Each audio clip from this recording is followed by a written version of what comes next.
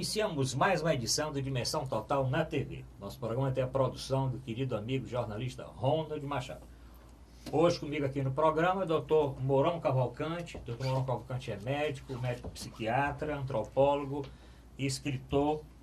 Dr. Zé Maria Filomeno é economista e advogado, articulista do jornal Estado e debatedor do programa do querido amigo também Fernando Maia, como o Dr. Mourão, participa do programa do Ronald Machado na Rádio Assunção todos os domingos de 10 a meio-dia.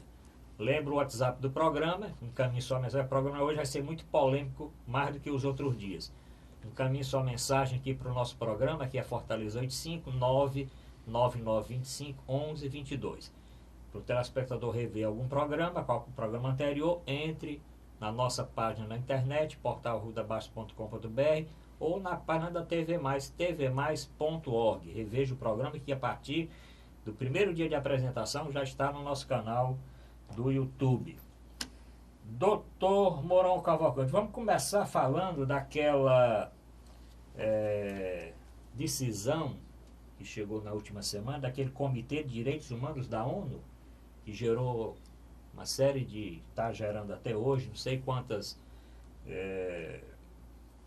textos contraditórios e etc. Mas a decisão do Comitê de Direitos Humanos da ONU, que uns dizem que obriga, outros dizem que sugere, outros dizem que pede que o Brasil garanta os direitos políticos e civis do presidente Lula, que está preso em Curitiba. Eu tomarei a respeito desta decisão do Comitê de Direitos Humanos da ONU. Bom, as informações que nós temos é que um comitê, porque a ONU tem diversos departamentos, tem desde a Organização Mundial da Saúde até a Organização Internacional do Trabalho, e, enfim. E existe um comitê que estuda essa questão dos direitos humanos e políticos. E o Brasil, esse conselho elaborou um chamado pacto ou uma convenção daqueles países que seriam aderentes a este pacto. Para isto deveria passar na instância legislativa de cada país. No caso do Brasil, este pacto foi assinado e referendado pelo Congresso Nacional. Portanto, o país legalmente assinava um acordo de que iria fazer isto, fazer aquilo.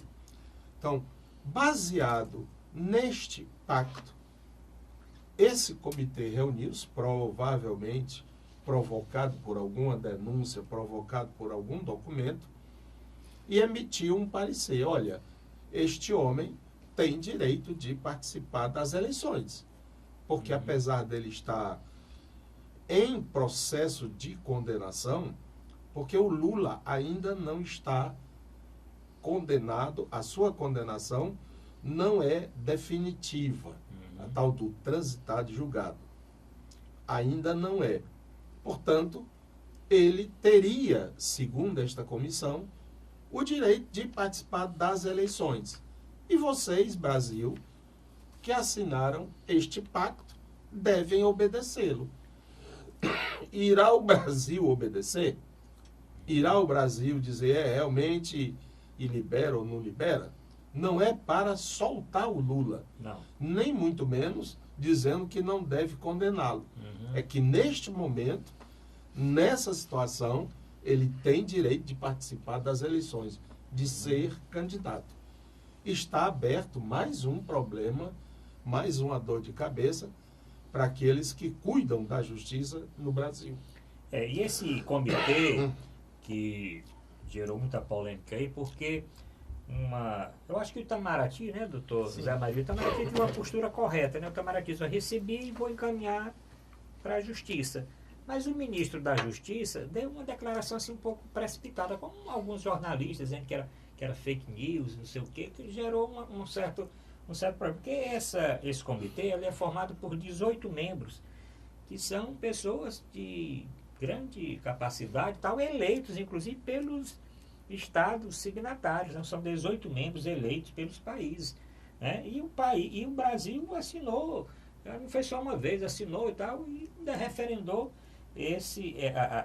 as decisões deste comitê. O que é que o senhor acha, doutor Zé Maria, dessa questão? Bem, existe aí, gerou muita polêmica, como gerou, você disse. Né? Ainda está gerando. Gerando, até porque a forma com que essa notícia foi passada, basicamente pelos apoiadores do presidente Lula, trouxeram, né, na sua manchete que ONU emite liminar para Lula ser candidato nas eleições. Olha, a ONU não é órgão judicante. A ONU não é uma corte internacional. A ONU não emite sentença, decisão judicial. Portanto, a ONU não manda nenhuma liminar para o Brasil, para país nenhum. O Brasil, né, é um Estado soberano. Né? O Brasil não se submete à decisão de nenhuma outra nação, muito menos a decisões de instituições internacionais como a ONU. País nenhum, né, submete a sua ordem interna, né, a qualquer outra nação. O que acontece é o seguinte: existe realmente uma Corte Interamericana de Direitos Humanos e existe também Corte Internacional Penal, né, o Tribunal Internacional Penal, que fica em Haia, nos quais podem ser submetidos a julgamento indivíduos, pessoas, né, pessoas físicas. No caso da Corte Internacional de Haia, ela foi criada exatamente para punir, precipitualmente para punir ex-ditadores, ex-comandantes militares, né, que praticaram atos de tirania, de massacre, principalmente contra civis, até crimes de guerra. Né? O que acontece? Né, porque o tema realmente é polêmico. O Brasil realmente é signatário, né, do Pacto Internacional sobre Direitos Humanos da ONU, que prevê que os países devem respeitar os direitos políticos dos seus cidadãos. Né, promover eleições livres, universais, com voto secreto, né, que o voto valha um voto para cada cidadão, que haja liberdade de manifestação política, liberdade de organização partidária. Né. Para isso, o Brasil realmente é signatário. Esse pacto ele foi aprovado pelo Congresso e foi incorporado ao nosso ordenamento jurídico. Paralelamente a isso, o Brasil também, através de um decreto legislativo, em 2009, né, acatou a facultabilidade de que os seus nacionais, né, possam, ou seja, os brasileiros possam submeter queixas, denúncias, junto ao Comitê de Direitos Humanos da ONU, para que sejam apuradas supostas violações dos direitos humanos e direitos políticos. Né? Assim foi feito em relação ao presidente Lula. Né? O presidente Lula, através de sua defesa, protocolou uma reclamação de que não estaria tendo os seus direitos políticos respeitados. Né? Agora, o que é que ocorre?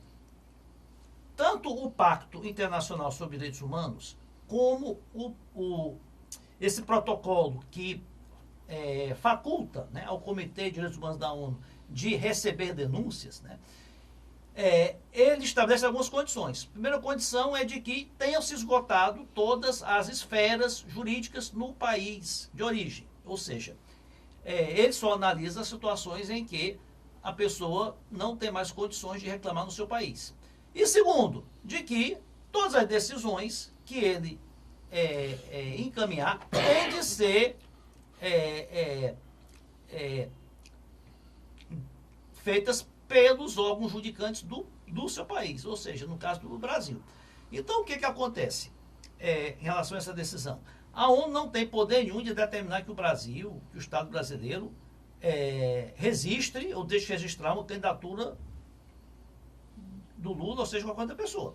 Esse comitê ele fez essa recomendação, fez essa primeira abordagem, que foi submetido ao Brasil, e o Brasil vai exercer o seu contraditório, o Estado brasileiro exercer seu contraditório e explicar as razões, né, pelas quais o presidente Lula poderá ou não ser candidato. Agora, eu acho uma precipitação na análise que está sendo feita, porque essa recomendação do Comitê da ONU, ela pede que sejam respeitados os direitos do presidente Lula, né, em ser candidato e, inclusive, em manifestar-se pela imprensa, né. O presidente Lula, como bem disse o doutor Mourão, não se pediu que ele fosse solto, né, pediu que ele fosse respeitar os seus direitos políticos. Até agora, ele não está sendo alijado dos seus direitos políticos. Ele está exercendo seus direitos políticos. Ele requereu, protocolou o registro da sua candidatura a presidente da República. Diferentemente de outras nações, de outros países, em que existem realmente perseguições políticas, existem personagens que são alijados do processo político de forma arbitrária, sem processo, sem denúncia, sem passar pela justiça. É o caso do Leopoldo Lopes, na Venezuela, que está preso lá há mais de, acho que 5 anos, já está em prisão domiciliar, mas ele foi por uma questão, por lei de segurança nacional da Venezuela, alijado do processo político e tantos outros. O que ocorre com o presidente Lula? O processo de registro da candidatura dele está tramitando no TSE e existe já impugnações por se entender que ele não preenche todos os requisitos para ser candidato, que ele está em curso na lei de ficha limpa, né? A lei da ficha limpa impede que quem tenha condenação em segunda instância se candidata a qualquer cargo eletivo. O que pode acontecer? Essa recomendação da ONU em que o presidente Lula seja candidato, ela vai se confrontar com a lei da ficha limpa. E a lei da ficha limpa também, né, ela se coaduna com uma outra convenção da ONU, que é a Convenção da ONU contra a Corrupção, né, que o Brasil também é aderente e que se compromete a estabelecer todos os procedimentos, os cuidados, né, as providências para prevenir, né, atos de corrupção que são lesivos à nação. Então, eu não vejo como essa decisão ela pode ser um subsídio, né? Na hora que for julgado o processo do presidente Lula no TSE e se for impetrado recurso ao Supremo, esse parecer pode ser um subsídio, né? Como é subsídio também o parecer do Ministério Público, né? O juiz, o desembargador, o ministro, ele não é obrigado, né, a acatar o parecer do Ministério Público. Então, esse parecer da ONU tem um peso jurídico, né? Peso jurídico ele tem, político também, e vai ser também objeto de apreciação na hora que os ministros forem julgar a candidatura do Lula. Doutor Mourão, ainda nesse caso, esta ação, ela deu entrada no Comitê de Direitos Humanos da ONU ainda em 2016, né, falando já naquela época exatamente de perseguição política contra o presidente Lula. E isso foi analisado de 2016 até agora, porque esse comitê, não sei se o nome pode ser chamado de liminar ou outro nome qualquer, porque isso só vai ser julgado o ano que vem neste comitê. Esta ação, essa querela aqui só liminar vai ser... não é, com toda certeza, liminar... Só, né, vai ser... Esse termo liminar foi cunhado aí... Não é liminar. Não, é um nome seguinte. Foi a vice-presidente deste comitê, sim, que é a representante americana no comitê, que assinou exatamente devido à urgência da solução, porque a eleição está aqui, a eleição tem data. Não pode deixar para resolver isso. O presidente Lula é ou não candidato, tem que ser resolvido agora. A decisão aqui é, primeiro, que o presidente Lula participe da campanha política. Mas ele está participando. Sim, como? Se ele não vai ao debate, se ele não pode dar uma gravata, ele não pode dar nenhuma entrevista, ele não pode dar uma entrevista no jornal, ninguém pode ir lá. Vários jornais pedindo, bom, então ele não está participando. Mas ele está participando, olha só. Ele não foi alijado de forma arbitrária, como acontece em muitos países. Mas o pedido arbitrário. Mas o pedido ele protocolou o seu registro de candidatura. Agora, ele não cumpre todos os requisitos. Mas o pedido aqui é que ele não tem, como os direitos políticos não estão cassados, ele não tem direito político cassado. Que ele participe de alguma forma da campanha. O pedido é esse, o pedido não é que solte nem é que não julgue, nem é que faça qualquer coisa. O pedido é que o presidente Lula, ele, depois dessa análise, que ele é um perseguido ou um preso político... Não diz isso, sim, comunicado. não, mas é mais ou menos isso. Se estão pedindo aqui, ou pedindo que ele participe, Ele e o está governo sendo- não está permitindo, ele está é um sendo- preso político. Ele Não, está não, ele não é preso político. Ele não não. pode participar da campanha. Mas ele não, Nós já porque tivemos- não preenche os ele não pode requisitos nem de gravar. elegibilidade. Quando Quem se isso diz? foi julgado? Quando que isso foi julgado? Não foi julgado Não, ainda. mas olha só, olha Ele só. tá- ele tá Veja só, todo, olha só. Ele não participou da pré-campanha, como os outros participaram, tudo bem. Agora, ele tem o pedido de registro dele. O que está dizendo aqui, saiu essa semana exatamente, podia até não ter saído nada. O que saiu foi que, com a informação de que o pedido do registro dele foi feito, isso tem prazo para julgar e tem a eleição, e a eleição já começou desde o dia 15, o processo eleitoral começou no dia 15, que o presidente Lula possa ter de alguma forma participar da campanha. O pedido é esse, não é que solte não, é que ele dê uma entrevista, que ele receba um jornal, que ele receba os seus ele está recebendo, isso aí, não tem, no começo ele não estava recebendo só a família, agora ele já está recebendo outras pessoas e tal, né? Pelo menos o que eu depreendi disso aqui é nesse aspecto. Mas veja só, que ele participe, o né? Lula, Que ele- existe... Porque se ele não participar, Inês é morta. Mas Porque a olha só. campanha terminou. Mas não tem nada que impeça um presidente... Se o Lula não ele dá estivesse uma entrevista preso, na se ele não televisão. estivesse preso, Até o Fernandinho Beiramar deu entrevista para Veja, foi capa de Veja várias vezes. O que é que tem o presidente Lula dar uma entrevista a uma televisão ou um jornal? Televisão tudo bem, porque vai aparecer mais um jornal. Se presos, muito condenados em última instância, em presídio de segurança máxima, Já condenado. em presídio de segurança máxima, dão entrevista. olha, nós temos que verificar o que isso... ex-presidente da Câmara, Cunha, já deu não sei quantas entrevistas. O Maluf, quando preso, deu entrevista à Folha de São Paulo, a jornalista de peso. O presidente Lula não pode dar entrevista, nem sequer uma foto de celular. Não, o nem Sérgio nada. Cabral quase sempre está dando entrevistas. Veja só, pode ver só. Eu A acho que questão- diferença Veja é só, essa. a A questão... Eu é disse, que eu disse que o Lula- programa hoje era polêmico. Sim, Não. veja só, é porque eu estou levando para o lado jurídico Mas da deixa coisa. só o Mourão falar. O que acontece? Não, ele O deixa- ex-presidente Lula tem que se diferenciar aqueles casos em que um regime arbitrário, autoritário, tirânico, simplesmente exclui, né, e impede na marra, né, a oposição de participar do pleito, como mas isso ocorre foi em Cuba, entendido. na Não, isso foi Venezuela isso foi e vários entendido, outros. foi O que entendido. ocorre? Quando Se o Lula não estivesse... Quando é na casa dos outros... Não, não. Aqui... Vem De forma cá, alguma. por que é que o Sérgio Moro ficou tão desesperado quando aquele desembargador deu a liminar para mandar soltar o Lula? Não sei. Ele estava de pergunte pra férias, ele. estava em Pergunte pra ele, Portugal, não sei. o homem pegou Não o fala o microfone, nome do Sérgio Moro. Não sei. pegou o telefone, Eu estou dizendo não o seguinte. solta, não solta, esse é meu, que diabo é isso? Se a ONU dissesse, se o comitê não dissesse, essa lei que fizeram lá no Brasil, lei da ficha limpa, essa lei é antidemocrática, essa lei ela persegue os direitos políticos, né? Porque impede que pessoas ainda com recursos pendentes participem do processo eleitoral, até concordo.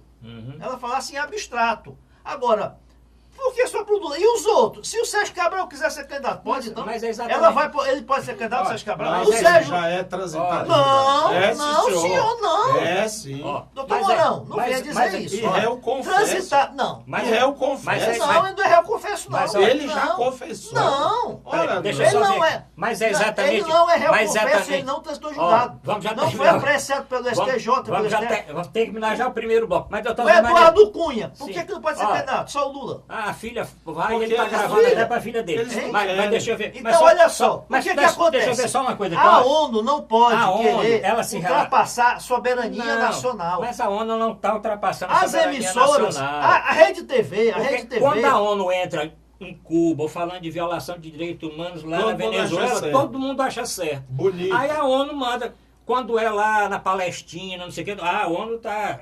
Finalmente a ONU foi contra a Síria, porque está tendo lá, jogaram bomba química, não sei o que, não sei o que. Aí tudo bem. Isso aqui, eu não acredito que uma comissão feita por 18 membros eleitos pelos países signatários, que são muitos, você vê a relação dos países, Estados Unidos, Alemanha, são países do primeiro mundo e de vários países do mundo todo. Então essas pessoas fazem uma análise dessa e dão essa sugestão. Eu concordo com o senhor, que se o Brasil acha que essa decisão está irregular e tudo, que entre com possibilidade isso não de é uma uma decisão, Arruda. Esse é o problema. Isso não é uma decisão. Não é uma decisão. E o que é? Ela não toma decisão em relação a assuntos internos, a ordem pública interna do outros países. É uma decisão do comitê. Não, isso aí é uma opinião do comitê. E não é decisão do comitê, não? Vamos supor. Então nós temos um comitê aqui, nós tomamos uma decisão aqui, votamos, vamos votar aqui uma decisão. Não é decisão do comitê? Não, é decisão agora, de dar aqueles parecer. Não é decisão para o Brasil cumprir. Não, ele cumpre se ele quiser. Não. Ele questiona se ele quiser. Se o Brasil quisesse cumprir, tinha problema ele cumprir?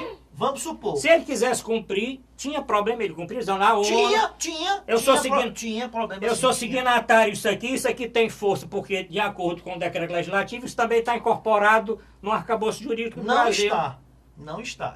Está incorporado o pacto aí que defende os princípios. Assinatura de mentirinha. Não Tudo é. que é pacto eu assino, eu não concordo. Agora, na hora que vem a cobrança, aí não, isso aí é só para Venezuela. O Brasil não pode renunciar à sua soberania. Mas não é assim que o Brasil está respondendo. Isso não compromete soberania, coisa alguma não, rapaz. Compromete. Mas não é o compromete a República de Curitiba, que compromete o Brasil. Aí o senhor tá 40% dos eleitores querem o Lula. Você está politizando. O senhor está politizando. Mas é politizado desde o início. Olha só. Cadê o Aécinho? Tá preso? Cadê o Renan? Cadê o Romero Jucá? Serão presos. Cadê o Gatangorá? Serão presos. Quando? Quando a vaca preso tossir. lá, o Ginhagelo está preso. A Eu vaca dou vários tossir, por isso. O que é que ocorre? Vamos terminar já primeiro. Vamos terminar. O que é que ocorre? Olha só. O Brasil não pode abdicar da sua soberania de autodeterminação e de deliberar sobre a sua ordem interna. Não pode a ONU chegar e dizer resiste a candidatura do Lula, é para registrar. Não pode. Nem o Temer pode. O Temer pode. Mas não está pedindo resista a candidatura do Lula não, doutor Zé Maria. Não está pedindo isso não. Se ele participar do processo eleitoral. Não está pedindo que resiste não. Está dizendo o seguinte, enquanto ele, em todas as instâncias, não for julgado que ele não pode ser candidato, que ele participe. É só isso aí. É só isso aí. Foi pedido o registro dele. Enquanto o registro dele não tiver impossibilitado, ou seja, enquanto não tiver a decisão final de que ele não pode ser candidato, que ele participe. Se não, é como eu estou dizendo, estou citando a coisa, se não, Inês é morta porque a eleição é daqui a 50 e poucos dias. É isto aqui. Olha só. Essa decisão só agora para isso. Olha, a eleição é daqui a 50 e poucos dias. Ele pediu o registro da candidatura dele, que o governo brasileiro deixa ele participar de alguma forma, não está dizendo nem como é que ele participa. Deixa o homem dar uma entrevista, deixa o homem dar não sei o quê, deixa dar uma não sei o quê. É este o pedido. O pedido é só este. Não é que libere, nem coisa, que ele possa participar, possa receber as pessoas de forma mais aberta durante...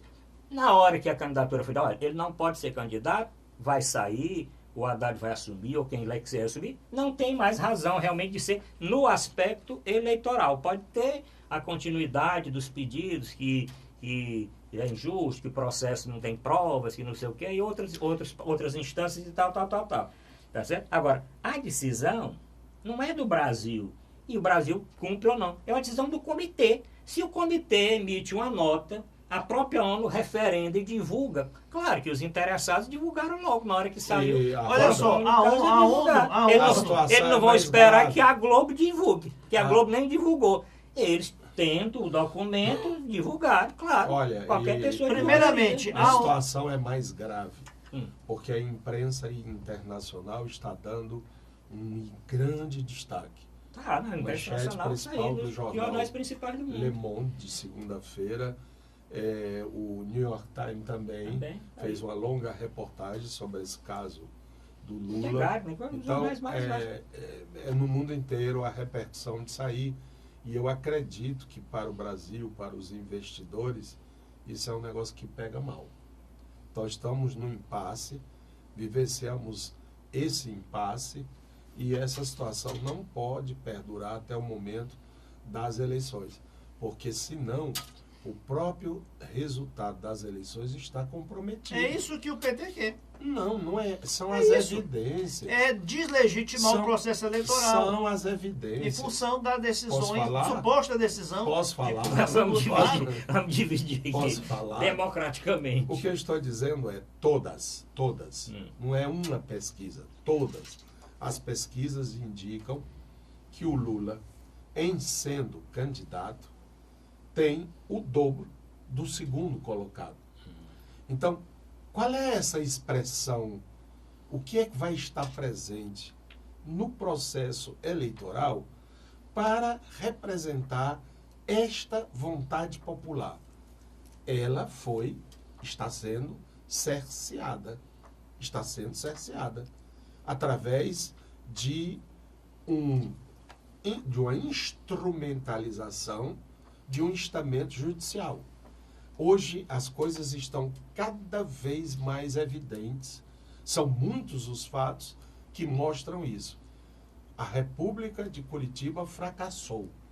Não só a fazer um processo assodado, apressado, atabalhoado sobre o Lula, sem provas, sem nada, na história do triplex. Segundo, não há uma expectativa de alternativa. Essa história do Alckmin juntar o Centrão, juntar não sei o quê, não está conseguindo galvanizar.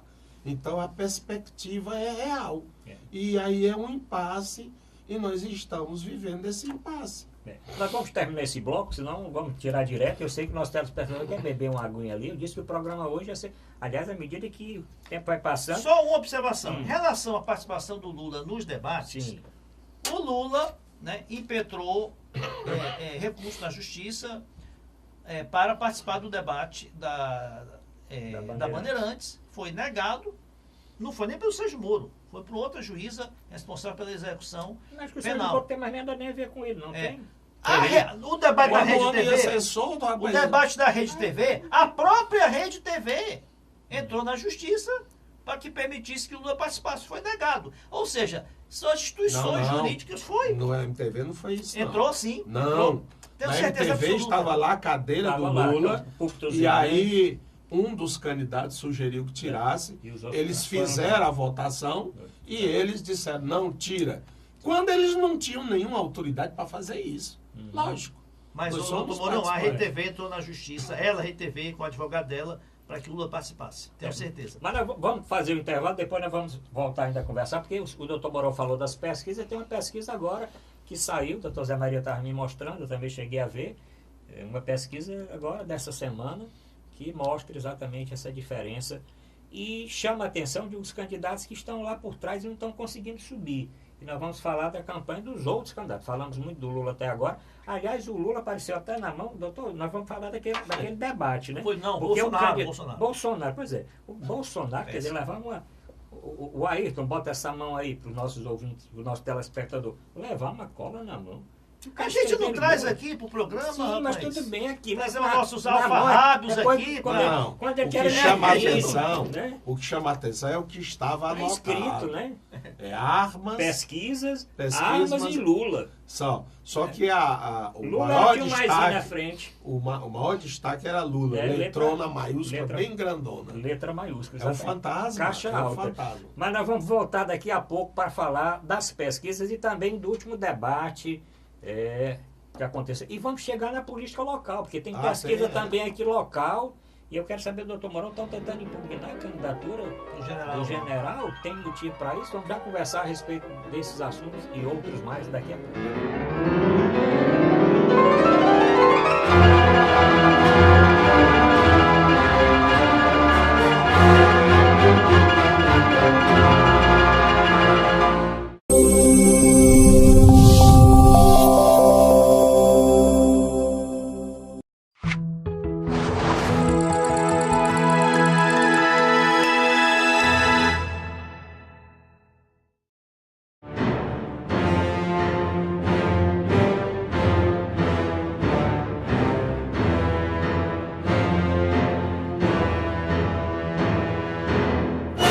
apresentar a Dimensão Total na TV, o nosso programa, olha, a culpa toda dessa confusão é o Ronald Machado, que produz o programa e está botando essa pauta aqui para dar esse rebu todo. Mas aqui no nosso programa hoje, doutor Zé Maria Filomeno, doutor Mourão Cavalcante, e eu quero lembrar o WhatsApp do programa, comente aí o bloco anterior, aqui é Fortaleza 859-9925-1122, reveja esse programa, compartilhe o programa no nosso canal do YouTube, tvmais.org. O senhor falou do debate, né? Sim. Esse último debate, a Marina Silva mudou um pouquinho o tom, o cabo Daciolo não falou naquela ursal, teve o problema do Bolsonaro com a mão, o candidato Ciro ainda falou alguma coisa do problema do crédito, das pessoas que estão devendo o SPC. Isso. O que é que o senhor achou do último debate com relação ao anterior? Olha, apesar de ser o mesmo tempo de debate, acho que durou 2h30, de serem o mesmo número de participantes, né, 8 candidatos, mas eu achei o formato desse debate da RTV melhor do que o da Bandeirantes. Aquele púlpito que colocaram, então ficava um candidato, né, em frente ao outro, argumentando, respondendo. As perguntas dos jornalistas achei melhor elaboradas.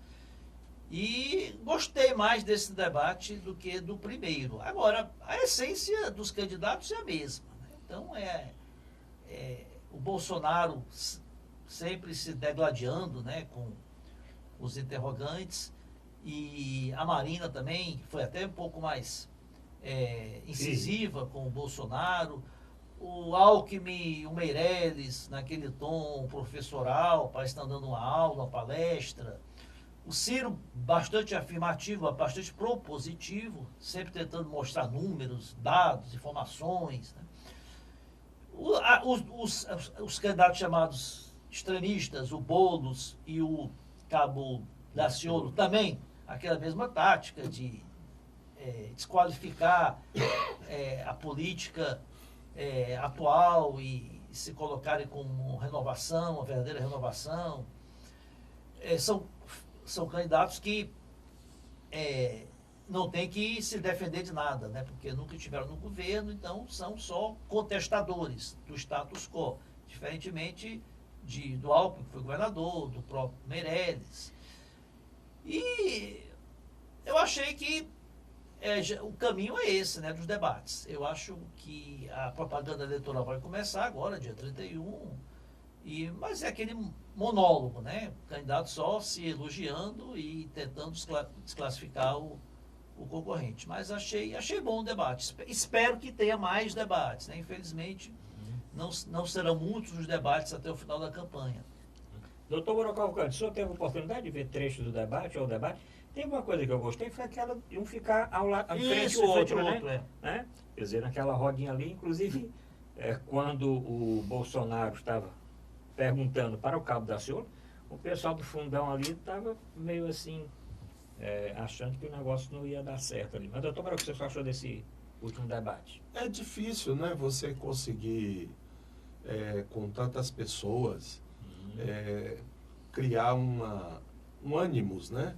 Eu recordo, algum tempo atrás, os debates eram de 2 candidatos, né? Tete a tete e tal. Só no segundo turno, né? São só 2? Não, mas mesmo antes existia. Poucos candidatos, né? Menos, ou então a legislação não obrigava e a televisão convidava quem bem queria. De qualquer forma, a gente nota que alguns candidatos são mais freio de mão puxado, né? Tipo o Alckmin, o próprio Meirelles, né? Eles são bem mais freados, e aqueles outros que têm que se jogar, senão morre afogado. Tem que se jogar na água e começar a nadar, senão o momento assim mais apetitoso, se nós podemos dizer, do debate, foi quando a Marina deu uma encostada no Bolsonaro a respeito da condição da mulher, né? E eu acho que aquilo é muito importante porque sugere que a Marina estaria querendo seduzir os votantes femininos, as mulheres, que aliás é um contingente maior do que dos homens, né? Então ela ali aproveitou a dica para bater forte e ganhar ponto com as mulheres. E ele sempre muito atabalhoado, ele realmente é muito curto, né? Ele não desenvolve um pensamento, uma ideia, uma coisa coerente. Escapole logo para aquelas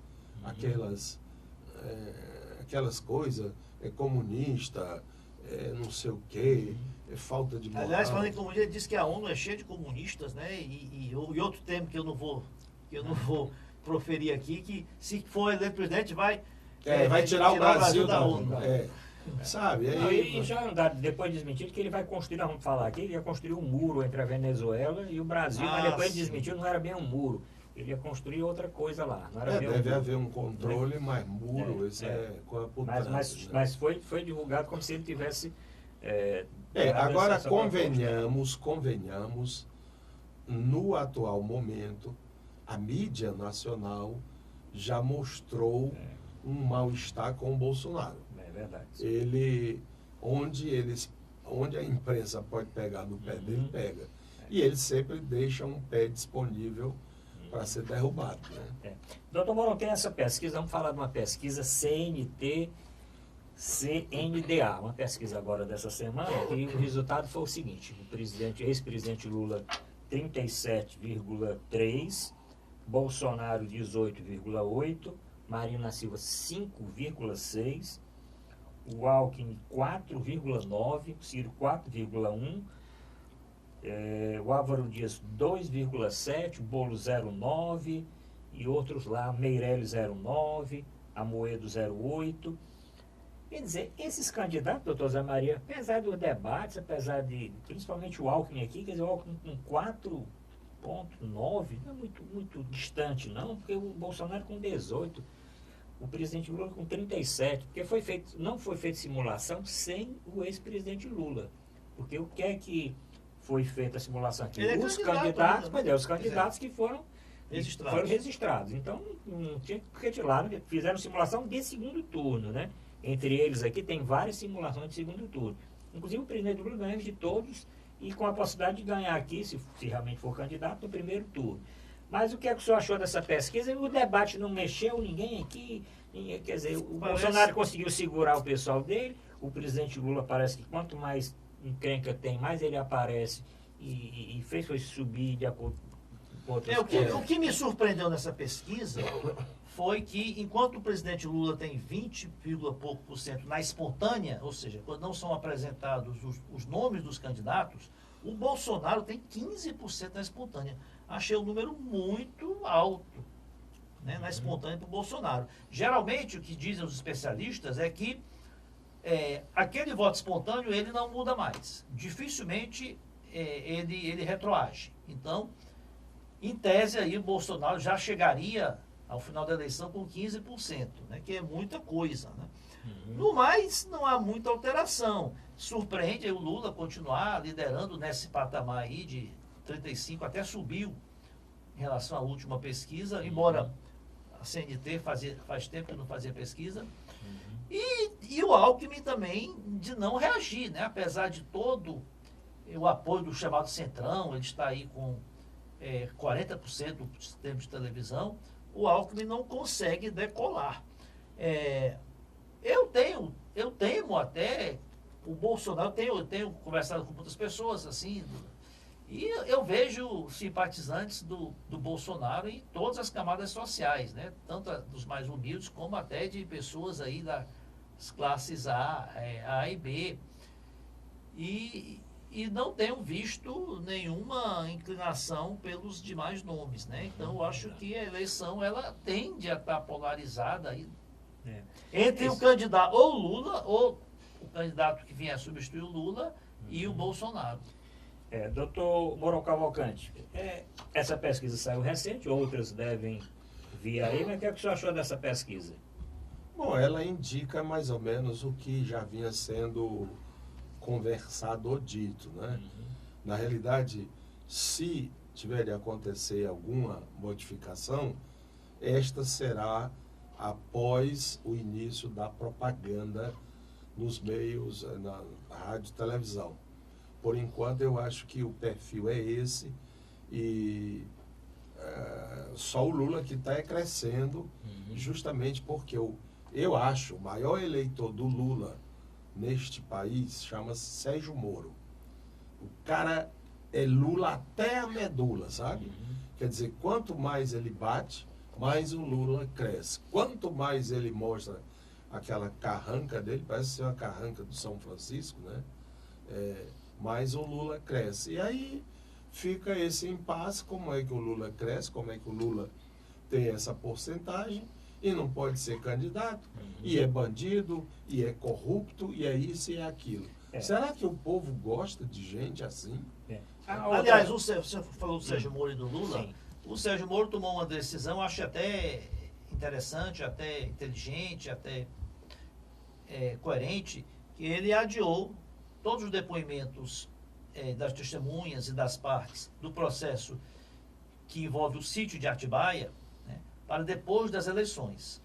Exatamente para não se explorar politicamente esses depoimentos que trariam uma repercussão até negativa para o presidente Lula, porque eles... ou positiva, né? Acho difícil, porque são seria vinculado na imprensa, nos meios de comunicação, né? Então acho que poderia ser explorado negativamente de forma... Não acredito nessa piedade do Sérgio Moro, me perdoe. Dizer que ele adiou depoimentos para não mexer com a imagem do Lula. Não, para não ser explorado politicamente. Você acredita em Papai Noel e Saci Pererê? Não, eu acredito. Eu estou avaliando a decisão que ele deu, né? Que para não ser utilizado politicamente os depoimentos judiciais, a justiça ele adiou para depois a justiça é um caminho, a política é outro. É o que ele diz. O argumento que ele deu foi exatamente para não passar para a sociedade que ele tinha algum tipo de interesse político, né? Mas os partidários do presidente Lula não gostaram muito, não. Acharam que podia continuar, porque assim ele ia aparecer dando os depoimentos não são, né? Os depoimentos não são necessariamente acusatórios. Agora eu lembrei do doutor Zé Maria, eu não entendi bem. Eu li várias vezes, não cheguei a entender. Descobriram quem é o dono do apartamento triplex, mas você ouviu essa matéria? Notícia, não. Que a Polícia Federal... Pelo que eu sei, o triplex era da OAS. Mas você chegou havia um contrato de venda ainda do incorporador anterior, que era lá a Caixa de Previdência do sindicato, né, dos metalúrgicos lá de São Bernardo do Campo, e esse empreendimento teve dificuldades financeiras e foi vendido para a OAS, e a OAS teria... Segundo, né, os autos, né, teria prometido dar esse imóvel ao Lula em troca de vantagens, né, nos contratos da Petrobras. Agora, essa notícia eu não vi. Não. Porque a notícia que eu vi, que é uma notícia também negativa para a campanha do PT, é que na semana passada o Ministério Público Federal denunciou o ex-ministro da Fazenda do governo do PT, do Lula e da Dilma, Guido Mantega, né, por ter recebido aí mais de 170 milhões, né, em propinas para aprovar uma medida provisória, um refis a grandes empresas. Mas vamos aproveitar, vamos adiantar, Vicente, vamos terminar aqui o bloco, porque nós temos que chegar no nosso Ceará, senão vamos ficar falando só do Brasil. Nós temos pesquisa no Ceará para senador e para governador, tem esse problema aí de pedido de impugnação, e nós temos que tirar um bloco para falar aqui do nosso querido Ceará. Voltamos já.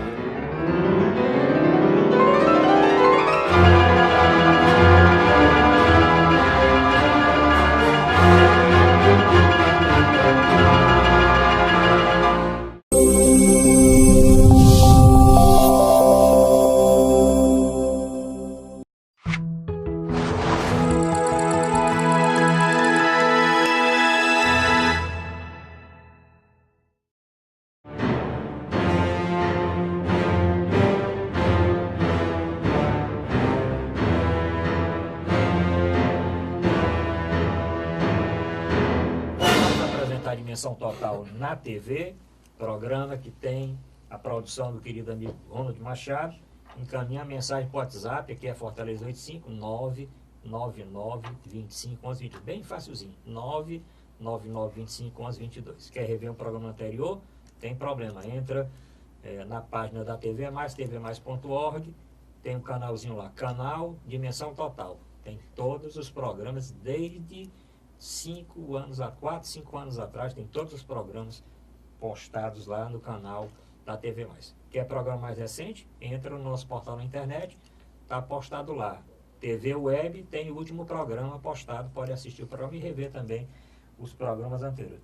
Doutor Mourão Cavalcante, essa pesquisa aqui do Ceará, que daí o candidato atual governador Camilo Santana, com 86% dos votos válidos, o general Teófilo com 6% dos votos válidos, 64, né? Não, mas isso é dos votos válidos, né? Dos votos totais, é 64, vamos lá. Votos totais, Camilo 64, general Teófilo 4, tem o Gonzaga 2, o Ailton e o Hélio, todos com 2, né? Dos votos para governador. Você acha que a pesquisa é isso mesmo? Está começando agora, o candidato não é muito conhecido ainda, não tem debate, não tem ainda uma exposição maior? É complicado de analisar uma primeira pesquisa que começa antes da propaganda eleitoral e que tem um candidato que é governador há 4 anos e que pelo menos há uns 2 anos já começou sua campanha, começando por um processo gradativo de adesão, o que fez que hoje ele tenha uma quantidade imensa de partidos que o apoiam. Já o outro candidato, ele foi mais ou menos improvisado, não é uma pessoa do meio, é um general recém-reformado e que foi conduzido à condição de candidato pela chamada, ou pelo que resta, de oposição no estado do Ceará. De modo que é uma luta muito desigual, e o que essa pesquisa está revelando é que é justamente essa desigualdade. Agora, eu apenas digo assim, nem sempre o cavalo que começa na frente é o cavalo que vai ganhar a corrida. Ele pode levar uma topada no meio da corrida, ele pode levar uma queda, e tanto o cavalo como o jockey podem cair. Existem aí pelo menos 3, vamos chamar, dossiês, ou 3 assuntos, 3 temas, que o governador quer ver o capeta, mas não quer ouvir falar. Um é a questão da segurança pública, e essa semana já são 3.150 homicídios esse ano. 3.150 homicídios. 3.150 caixões de defunto. 3.150 mães chorando. Famílias enlutadas. Covas. Cemitérios. E isto ele não quer nem falar. Eu já comprei armas, eu já comprei carros, eu já pintei as delegacias e, portanto, esperemos os resultados. Esse fim de semana que passou, foram mais de 5 mulheres mortas no fim de semana. Então, é uma situação catastrófica. A gente escuta os noticiários nacionais falando do Rio de Janeiro, né?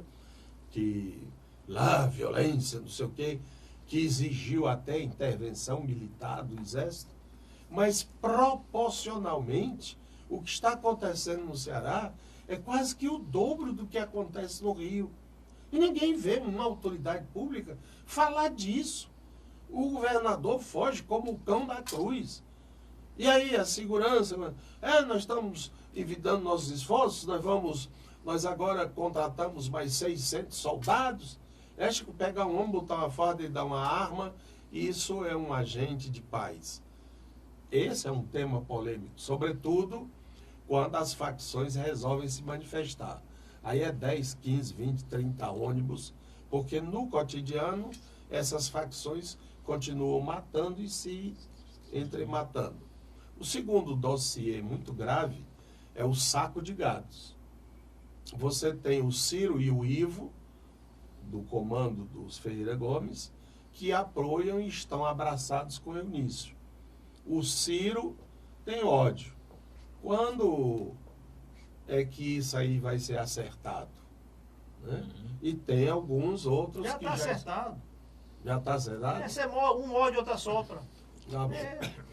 E o terceiro dossiê, mas esse aí, o doutor Zé Maria acaba de dizer que Lava Jato parou. Eu não disse isso, não. Você não está dizendo? Que ela Não, o que está com o Moro. O Moro disse que não vai chamar ninguém para esse processo depois e aqui tal, né? do Lula, né? Não, Agora, se ele não já chamar o do Lula, ele não deve chamar de ninguém, né, doutor Zé Maria? Porque... mas não, nem Então, todos estão. Mas as coisas das quais os estão inquéritos acusados... que envolvem aquela questão lá da JBS, né, dos 20 milhões que foram dados para a campanha passada, não estão com o Moro, né, estão lá em Brasília no Supremo. Está aqui, não. Não, tem uma parte aqui e uma parte em Brasília. E a questão também dos processos do Eunício, por ter foram privilegiados, estão em Brasília. Em relação à pesquisa, Sim. a pesquisa reflete meio que o que eu temia, né? Eu sempre temia muito pela oposição, em função de ter escolhido um candidato totalmente desconhecido, que o único predicado que ele tem é o fato de ser general do Exército. Então, o homem é general.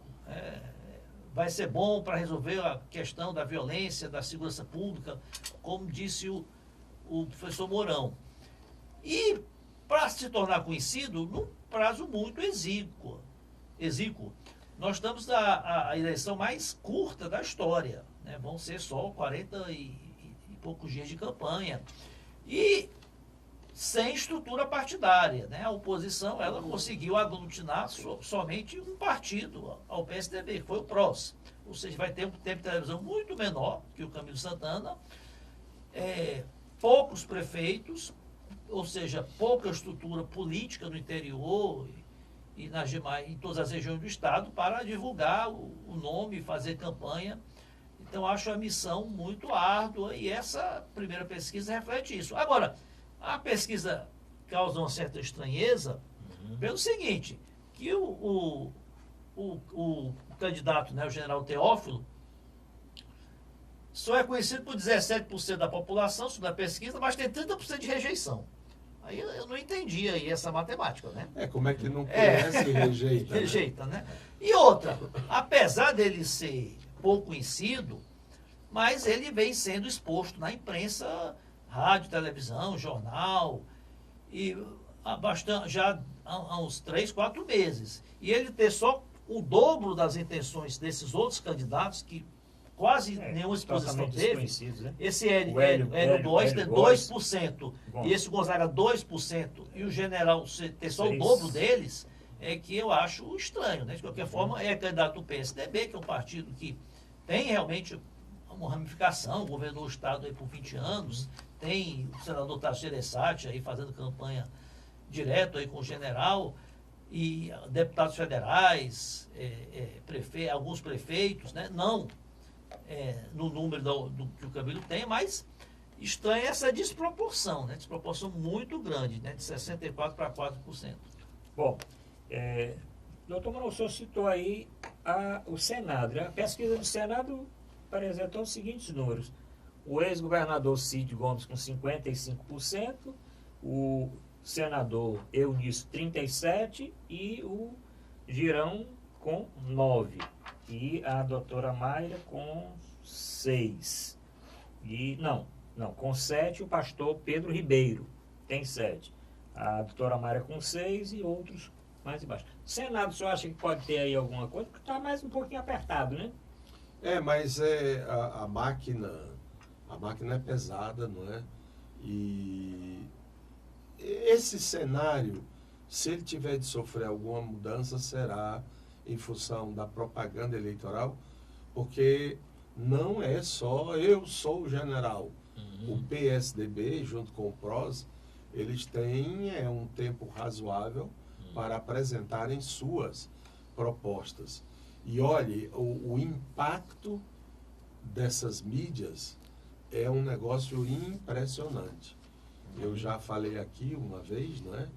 De que quando eu tive a experiência de ser candidato, nós começamos a andar aí pelos bairros e tal, e o pessoal pensava que era um circo, anunciando a chegada de um circo no bairro, ou que era alguma promoção dessas de emissoras de rádio, alguma promoção aí qualquer.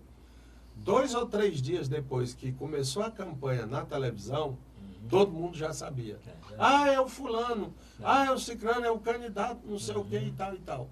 Então o impacto, apesar da gente estar falando muito dessa história do celular, da internet, mas a força da televisão e do rádio é muito grande.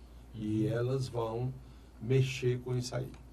Bom, nós vamos continuar falando de política nos próximos programas. Eu queria dedicar um minutinho final a uma preocupação que eu tenho, doutor Mourão, doutor Zé Maria, com relação à campanha de vacinação, doutor Zé Maria e doutor Mourão. Como é que nós estamos no Brasil com quase 2.000 casos aí já confirmados de sarampo, mais de 5.000 investigações, 6 criancinhas que faleceram. Tem um dia D de vacinação, doutor Mourão, ninguém passa dos 40%. O público vacinado até agora, para sarampo, para poliomielite, não passa de 40%. É porque o governo, ao invés de estar fazendo propaganda das coisas dele, que no fundo é para reverter politicamente, tinham que mobilizar a imprensa, trazendo umas campanhas desoneradas, sem graça. Pega um global desses aí, né? Quem é agora que é de grande sucesso? Antigamente poderia ser uma Xuxa, né? Pegando a Xuxinha e dizendo, olha, para onde é que você está indo, Xuxa? Eu vou ali o posto, vou vacinar minha filha, não sei o quê. Tá vendo? Um negócio desse mostrado 10 vezes na semana, no sábado estava todo mundo lá se vacinando. Então o governo não se interessa, a mobilização social é fundamental. Nós já tivemos uma época aqui, não sei recordar o ano, mas ainda na década de 80, que nós tivemos um gravíssimo caso de meningite. Sim, lembra, não é? E o Brasil fez a maior mobilização do mundo. Foi caso estudado pela Organização Mundial da Saúde. Como é que um país consegue mobilizar todo mundo? E aí houve uma queda drástica dos casos de meningite no Brasil. Então a gente pode vencer através da televisão, do rádio, de jornais, da mídia, mas as propagandazinhas vêm tacanha, umas coisas bobas, e que só aparece nos canais públicos. É na TVC, é na TV Cultura e tal.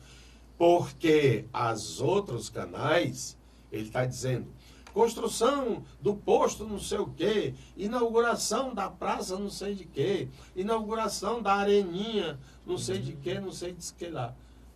Mobiliza que o povo vai. É preocupante, é um retrocesso. O doutor Mourão demonstrou aí que o Brasil é realmente conhecido, elogiado internacionalmente como o exemplo, né, de vacinação universal.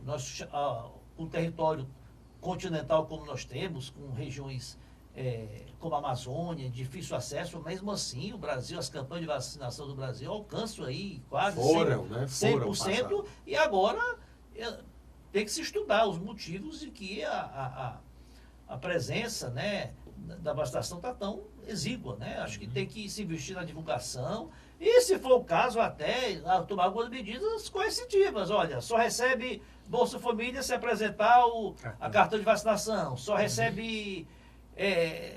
e assim se vai. O brasileiro, às vezes, tem que ser forçado a certas coisas, porque é uma questão importante. Não se pode deixar que doenças que já tinham sido quase extintas, né, retornem por simples falta de vacinação. Bom, para terminar, viu, Vicente, eu queria também reforçar, né, o dia D de vacinação foi o último dia 18, foi sábado, e nós... A minha netinha foi e não gostou, não. Não gostou, não? Não. Ela ainda ficou olhando assim, zangada para a mãe, e disse, e você disse que é minha amiga e me leva para o negócio daquele. Mas olha, o Ceará está um pouquinho melhor do que essa média brasileira de 40%. Estamos alcançando aí os 60%. Mas o que me chamou a atenção, estados que nós vamos falar na semana que vem, não dá mais tempo hoje, como Roraima, mesmo o Amazonas, onde essas crianças morreram, onde tem mais de 1.000 casos, mesmo nesses estados, apesar de todo o trabalho das secretarias municipais de saúde, levando super-heróis, levando brinquedos, levando tudo, mas as crianças, os pais não levaram as crianças para se vacinar. Bom, vamos torcer, ainda tem 2 semanas, a vacinação vai até o próximo dia 31. Vamos aqui fazer um apelo para que o senhor que está escutando o programa, a senhora, o responsável, leve sua criança de 1 a menor de 5 anos para se vacinar no posto mais próximo. Obrigado a todos e até a próxima semana.